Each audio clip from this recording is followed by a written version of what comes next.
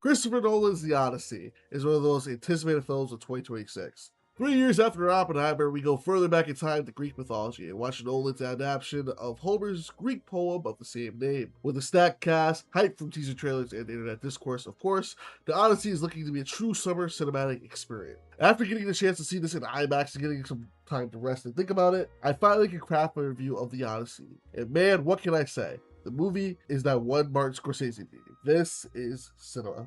This film is truly a cinematic experience, and while I still believe Oppenheimer and Interstellar remain the definitive Christopher Nolan theatrical experiences, The Odyssey isn't far behind, delivering the kind of large-scale spectacle that reminds you why movies are meant to be seen on the biggest screen possible.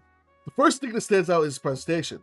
Nolan heavily marketed this as the first feature film shot entirely on 70mm IMAX cameras, and every frame justifies that decision. This is easily some of the most stunning cinematography of the year. Hoyt van Hoytema, who we mentioned in the Tenet review, once again proves why he's one of the best cinematographers working today. Every shot feels meticulously composed, and even when there is very little happening narratively, the visuals constantly command your attention.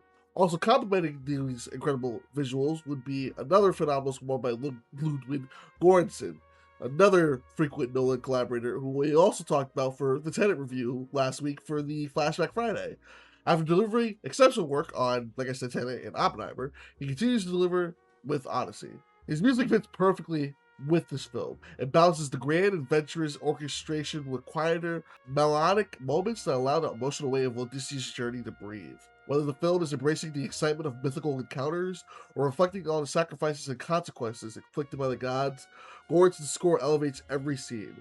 Together, the cinematography and the music create an audio-visual experience that's simply mesmerizing. And lastly, the performances are another major strength of this film. With a cast this loaded, it would have been easy for some actors to get lost in the sauce, but nearly everyone leaves an impression and got a chance to shine in some shape or form. Tom Holland, Anne Hathaway, Pattinson, Zendaya, and Charlize Theron all make the most of their respective roles and deliver consistently strong performances throughout the movie. However, Matt Damon delivered a standout performance as Odysseus. From the moment he starts recalling his tale with Calypso to the ending, you are enthralled with his performance, which is both raw and emotional, with a lot being demanded by him. While I think this award season has some serious competition already, Damon has a high chance to be nominated for a couple of hardware awards later on in the year, so another strong performance. Will it be something where it's strong as The Martian? Only time will tell.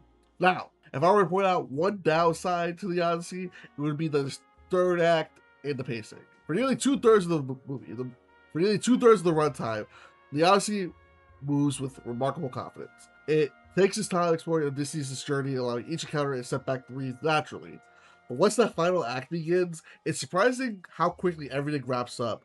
The conclusion feels more abrupt and earned.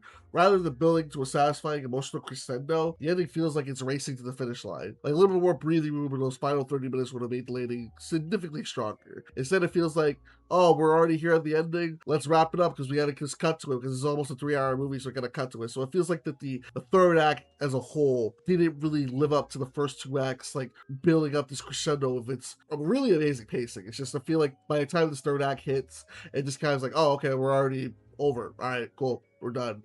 Have fun. You watch The Odyssey. Overall, The Odyssey is a true cinematic experience. While its lengthy runtime of mythological storytelling may not resonate with everyone, this is the movie that absolutely deserves to be experienced in IMAX or on the biggest screen available. If you're a Nolan fan, I definitely feel like you can see The Odyssey in theaters. If you're not a big fan of him and you've kind of been iffy about him, still give this one a chance because this is still a unique theater experience to behold. And I give Odyssey a final grade of an A-.